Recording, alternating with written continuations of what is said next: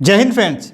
चलिए आज शुरू करते हैं आज का मोस्ट इंपॉर्टेंट करंट अफेयर्स। तो पहला क्वेश्चन है दोस्तों, व्हाट इज होमोसेप एटम, जो कि रिसेंटली न्यूज़ में था।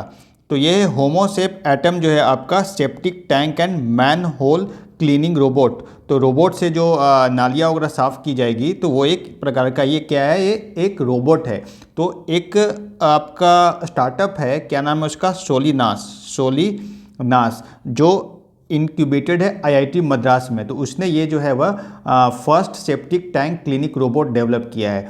तो ये एक बहुत ही अच्छा अचीवमेंट है इस कंपनी का। इससे क्या होगा कि जो हमारे मैनुअल स्कैवेंजर हैं, जो नाली को साफ़ करते हैं, अब उसमें घुसकर साफ़ करने की ज़रूरत नहीं है, उसको रोबोट से अब साफ़ किया जा सकता है। तो इससे काफ़ी जानें बच जाती हैं। जैसे न्यूज़ में अक्सर सुनते होंगे आप लोग कि काफ़ी लोगों की जान चली जाती है नालियाँ वगैरह साफ़ करने में। ठीक है, तो आपको ये ध्यान रखना है कि होमोसेप एटम क्या है। कृष्ण राजा सागर रिजर्वेयर जो भी न्यूज़ में था, कौन से स्टेट में ये लोकेटेड है? ये तो ये जो रिजर्वेयर है ये है आपका कर्नाटका में लोकेटेड है। देखिए दोस्तों, आजकल आप सुन रहे होंगे कि वाटर क्राइसिस है और हर जगह वाटर का प्रॉब्लम्स है। तो इसलिए जो है ये रिजर्वेयर को अभी डेवलप किया गया, बनाया गया है।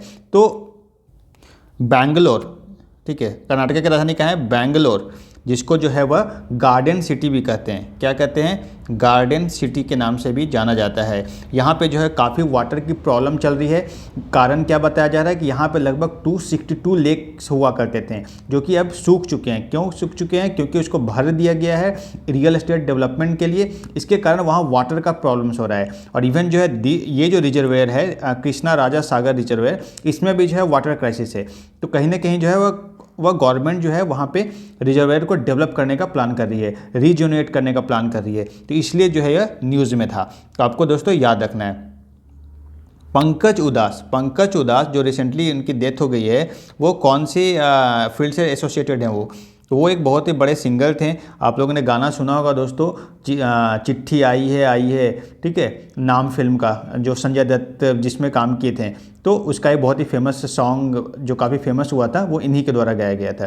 तो पंकज उदास, पद्मश्री भी इनको मिला है, गज़ल सम्राट इनको कहा जाता था। तो इनकी कैंसर के कारण जो है वो डेथ हो गया है।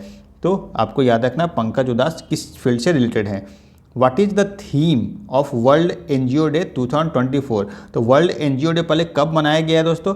ये मनाया जाता है 27 फेब को। इसका जो थीम है, building a sustainable future, the role of NGO in achieving the SDG.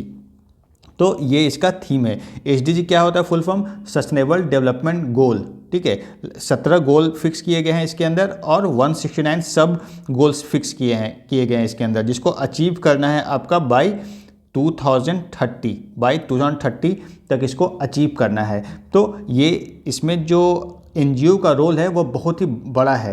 तो इसीलिए जो है वह इसका थीम जो यही रखा गया है। और एसडीजी में जैसे आपको एग्जांपल पता है कि एसडीजी 1, आपको ये सब याद होना चाहिए। एसडीजी 1 क्या है? जीरो हंगर, ठीक है। उसी तरह 2 जो है वह नो पॉवर्टी खत्म होना चाहिए। ठीक है, इस तरह का पूरा जो है वह 17 गोल हैं जो आप याद कर सकते हैं। ठीक है, तो आपको ये याद रखना है कि वर्ल्ड एनजीओ डे कब मनाया जाता है? 27 फेब को मनाया जाता है। और नेशनल साइंस डे कब मनाया जाता है दोस्तों? 28 फेब को, जो कल मनाया गया है। 28 फेब को नेशनल साइंस डे के रूप में मनाया जाता है। सीवी रमन जो रमन इफेक्ट आप लोगों ने पढ़ा होगा। तो इन्हीं के बर्थडे एनिवर्सरी पे ये 28 Feb as a national science day के रूप में मनाया जाता है।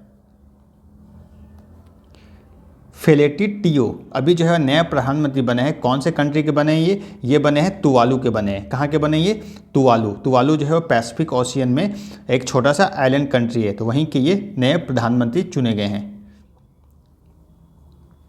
India's rank in global intellectual property index 2024। तो ग्लोबल इंटेलेक्चुअल प्रॉपर्टी इंडेक्स में इंडिया का रैंक क्या है? इस बार जो है वह 42nd रैंक पे है इंडिया। और फर्स्ट रैंक पे कौन सा है? यूएसए। देन जो है वो आपका सेकंड रैंक पे यूके। ठीक है, तो फर्स्ट सेकंड आपको याद रखना है और फिर जो है इसमें इंडिया का रैंक क्या रखना है। सारा रैंक आपको रटने की कोई भी ज़रूरत नहीं है। ठीक है, एक ट्रिक्स होता है कि आप कैसे जो है वह इंपॉर्टेंट चीज़ों को सिलेक्ट करें और उसको पढ़ें। Who will be the new Lokpal of our country. तो अभी नया लोकपाल जो है वह उनका रिक्रूटमेंट किया गया। उनका नाम क्या है? उनका नाम है अजय मानिक राव। क्या नाम है? अजय मानिक राव। ये जो है दूसरे लोकपाल हैं। नेक्स्ट क्वेश्चन देखते हैं दोस्तों। गवर्नमेंट जो है वह कॉन्स्टिट्यूटेड कमिटी फॉर केवाईसी के स्टैंडर्ड के लिए जो है वह गवर्नमेंट ने एक कमेटी बनाई है। तो उनका फाइनेंस सेक्रेटरी है के लीडरशिप में बनाई है। तो फाइनेंस सेक्रेटरी अभी कौन है? केवी सोमनाथ, ठीक है। टीवी सोमनथान, ठीक है। तो इनके लीडरशिप में, चेयरमैनशिप में जो है वह कमेटी फॉर केवाईसी स्टैंडर्ड के लिए बनाया गया है। केवाईसी का फुल फॉर्म क्या होता है दोस्तों? नो योर कस्टमर नॉर्म्स, ठीक है। Know your customer norm. जैसे आप बैंक में अकाउंट खुलवाने जाते होंगे तो आपसे आइडेंटिटी कार्ड, जैसे आधार कार्ड, ठीक है, पैन कार्ड, कुछ न कुछ लेना पड़ता है, वोटर आईडी आपको देना पड़ता होगा, ठीक है। तो ये सारी चीज़ें जो है वह केवाईसी के अंदर आता है। पहले केवाईसी किया जाता है, उसी के बाद जो है आपके अकाउंट खोले जाते हैं या फिर आपको लोन दिया जाता है। तो ये है केवाईसी स्टैंडर्ड के रिलेटेड ये कमेटी बनाया गया है। तो दोस्तों आज का करंट अफेयर्स यहीं पे समाप्त होता है। अभी तक आपने चैनल को सब्सक्राइब नहीं किया है तो प्लीज़ इसको सब्सक्राइब कीजिए, लाइक कीजिए और शेयर कीजिए। चलिए कल हम लोग फिर मिलेंगे, तब तक के लिए जय हिंद।